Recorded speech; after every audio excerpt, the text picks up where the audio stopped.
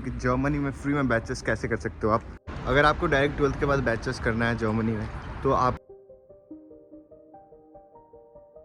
Hello guys, welcome and welcome back to my channel. तो आज मैं आपको बताता हूँ कि जर्मनी में फ्री में बैचेस कैसे कर सकते हो आप और क्या क्या प्रोसीजर होता है, कैसे कैसे करना है आफ्टर 12th। पहले तो आपको डिसाइड करना होगा कि आप किस फील्ड में जाना चाहते हो। लाइक यहाँ पे कंप्यूटर साइंस की फील्ड में जाना चाहते हो या बिजनेस में जाना चाहते हो या फिर साइड किसी सब्जेक्ट में जाना चाहते हो।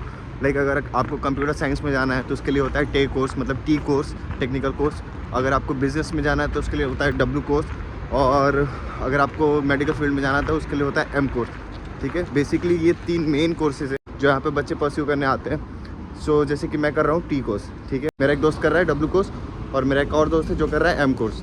ठीक है, सो मैं आपको अभी ब्रीफली एक्सप्लेन करता हूँ कि कैसे कैसे कौन कौन सी कोर्सेज करते हैं। ओके, सो अभी मैं आया हूँ अभी सुपर मार्केट में, क्योंकि मैं जा रहा हूँ जॉब पे और मुझे लेने चॉकलेट्स, क्योंकि मेरे को लग जाती है भूख। सो ऐसे खाते खाते काम करने का मज़ा अलग है भूख भी नहीं लगती और बोर भी नहीं होते। सो चॉकलेट लेने के बाद बताता हूँ। ओके, कुछ मीठा हो जाए, बताएं इस पर कुछ अच्छा। So guys, I got my chocolate and हाँ, अब मैं बताता हूँ लाइक जर्मनी में फ्री एजुकेशन कैसे कर सकते हो आप। तो ये एग्जैक्टली टोटली फ्री नहीं होती यहाँ पे, बस एजुकेशन का फ़ीस आपका फ्री है, एजुकेशन के खर्चे नहीं है आपके अगर आप पब्लिक यूनिवर्सिटी में आते हो तो। बट आपका ब्लॉक्ड अकाउंट का खर्चा लगने वाला है। और अब ये ब्लॉक्ड अकाउंट क्या होता है? एक्चुअली ब्लॉक्ड अकाउंट आपका ये होता है, यहाँ 1 साल का लिविंग एक्सपेंस, रहने का, खाने का, जो यहाँ की गवर्नमेंट उसको ब्लॉक करती है पैसे को। फिर यहाँ की गवर्नमेंट हर महीने आपको आपके ही पैसे देती है इंस्टॉलमेंट में करके। इससे ये होता है कि यहाँ पे बच्चे सफ़र नहीं करते पैसों की वजह से और पढ़ाई भी अच्छे से कर पाते हैं। और बैचेस में आने के लिए 2 ऑप्शन है, एक तो होता है डायरेक्ट 12th के बाद आ सकते हो आप, और दूसरी होती है फर्स्ट ईयर का। अगर आपको डायरेक्ट 12th के बाद बैचेस करना है जर्मनी में तो आपको यहाँ पे स्टूडेंट कॉलेज करना होगा। और ये आपको इसलिए करना पड़ेगा क्योंकि जर्मनी में होती है 13th ईयर ऑफ एजुकेशन, जो कि हमारा जैसे कि 12th के बाद हम बैचेस स्टार्ट कर सकते हैं, बट जर्मनी में हमें 13th ईयर करके अपना बैचेस स्टार्ट करना होता है। सो वो 1 साल पूरा करने के लिए हमें यहाँ पे करना पड़ता है स्टूडेंट कॉलेज।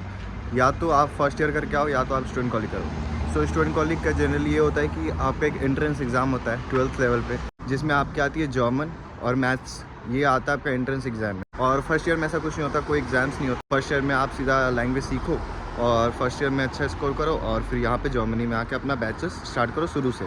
ठीक है, वो आपका first year as a 13th year count हो जाता है। सो आपको बैचलर्स शुरू से करनी पड़ती है।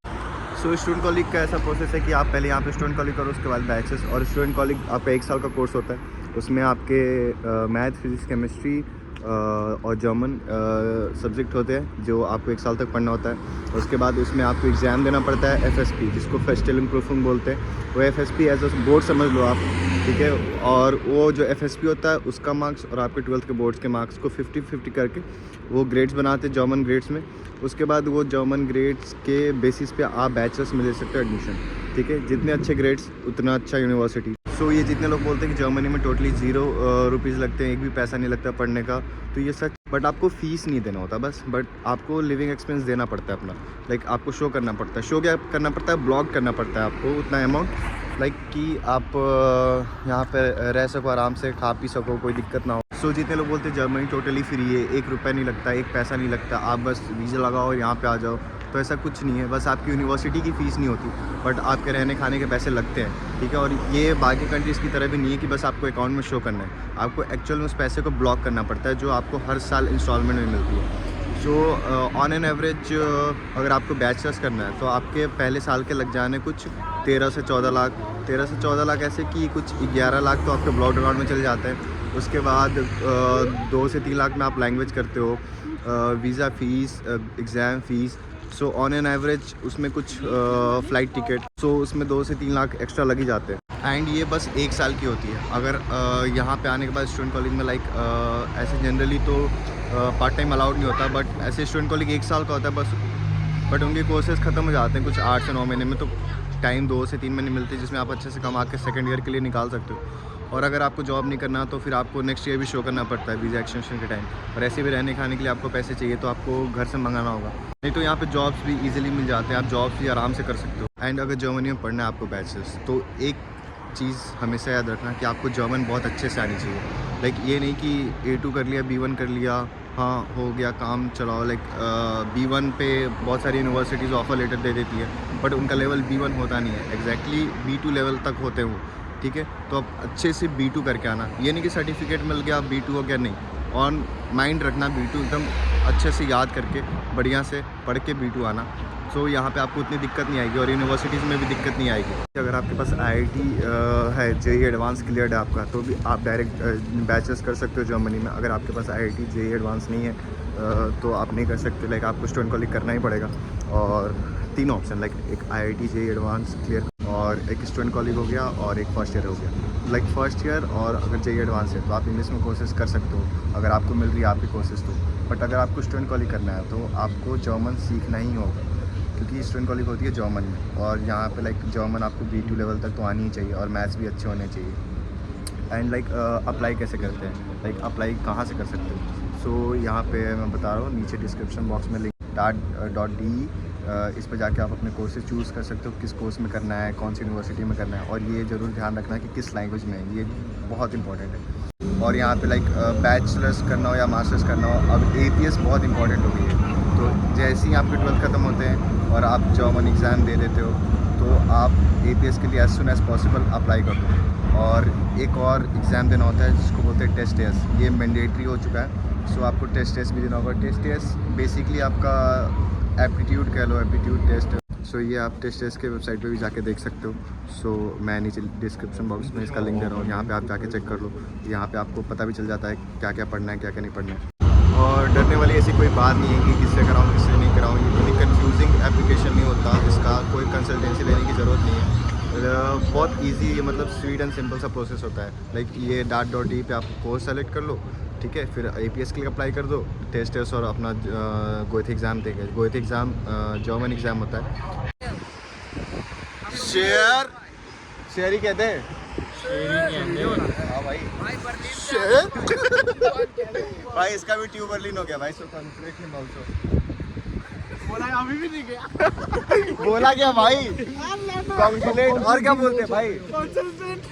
सो गाइस एक बार रिवाइज कर लेते हैं हम लोग क्या क्या इंपॉर्टेंट होता है। सो लैंग्वेज, टेस्ट टेस्ट, फिर से APS, फिर से आपका ब्लॉक्ड अकाउंट 11,208 यूरो का ब्लॉक्ड अकाउंट आपका, उसके बाद फिर से visa of course and flight ticket, और आपका 10th और 12th अगर आपको ऑफ नाम प्रूफ देना है तो। और अगर आपको डायरेक्ट बैचलर्स में आना है तो या तो IIT JEE एडवांस और नहीं तो फर्स्ट ईयर। जिस सब्जेक्ट में आपने फर्स्ट ईयर करा है फिर उसको आप आगे कंटिन्यू कर सकते हो। लाइक अगर आपने टेक्निकल कोर्स करा है तो यहाँ पे आके फिर आप कंप्यूटर साइंस कर सकते हो। बट आपने वहाँ पे अगर कॉमर्स के रिलेटेड कुछ करा है तो आप यहाँ पे T कोर्स नहीं ले सकते। सो ये चीज़ ध्यान रखना है। सो गाइस, अगर आप ऑफनामे प्रूफिंग की प्रिपरेशन कर रहे हो अपने स्टूडेंट कॉलेज, अपने पब्लिक यूनिवर्सिटी में एडमिशन के लिए, सो आप मुझे मैसेज करो। मेरे पास एक टीचर है जो कि बहुत एक्सपीरियंस्ड है और उन्होंने यहीं से KIT से अपना बैचलर्स कंप्लीट करा है। उनका नाम मनन राज शर्मा है, आप यूट्यूब पे भी चेक कर सकते हो। सो वो बहुत ही अच्छे से पढ़ाते हैं और लाइक 90 से 95% चांसेस होता है कि आपका ऑफनामा निकल जाएगा उनसे कोर्स करके, क्योंकि उन्हें मतलब बहुत अच्छे से डीप नॉलेज है कि क्या ऑफनामा प्रूफिंग में आता है, कैसे आता है, क्या मतलब कौन सा टॉपिक आता है, कौन सा टॉपिक नहीं आता है। सो इससे आपका टाइम वेस्ट भी नहीं होगा बहुत ज़्यादा और आपको मेंटली ज़्यादा प्रेशर भी फील नहीं होगा और आप बहुत अच्छे से प्रिपेयर कर पाओगे अपने ऑफनामा प्रूफिंग के लिए। सो आई थिंक ये बहुत एक अच्छा अपॉर्चुनिटी है। लाइक बहुत सारी चीज़ें आती हैं, लाइक कहाँ से करें कहाँ से नहीं करें, कैसे होगा कैसे नहीं होगा। सो ही विल गाइड यू और वो अच्छे से पढ़ा भी देंगे, आपको गाइड भी कर देंगे, ठीक है, आपके एक आध प्रोसेस में हेल्प भी कर देंगे, क्योंकि उन्हें यहाँ ऑलमोस्ट 3 से 4 साल हो गए हैं। सो उन्हें बहुत ज़्यादा एक्सपीरियंस है और वो सीनियर भी हैं और उन्होंने पढ़ाया भी हो। लाइक पिछले 2 सालों से वो पढ़ा रहे हैं ऑफनामों के बच्चों को। So I think that's a good opportunity. So if you are interested, मैंने नीचे लिंक दिया है अपने व्हाट्सएप ग्रुप का, उसमें ज्वाइन करो, मेरे को DM करो आप ऑफनामा प्रूफिंग के लिए प्रिपरेशन कर रहे हो तो। सो आई थॉट कि मुझे शेयर करना चाहिए, क्योंकि मुझे अच्छा लगा कि मनन भैया चाहते हैं पढ़ाना और लाइक मैं भी चाहता हूँ कि आप लोगों को दिक्कत ना हो। सो मेरे काफ़ी फ्रेंड्स ने भी उनसे क्लासेस ली हैं और सबका मतलब रिव्यू बहुत अच्छा रहा कि बहुत अच्छा पढ़ाते, like point two point questions होते हैं। So hope you like the video. अगर वीडियो पसंद आए तो लाइक कमेंट शेयर और सब्सक्राइब कर देना। जल्दी ही मिलते हैं नेक्स्ट वीडियो में, तब तक के लिए जय श्री राम, अपना ध्यान रखो, बाय।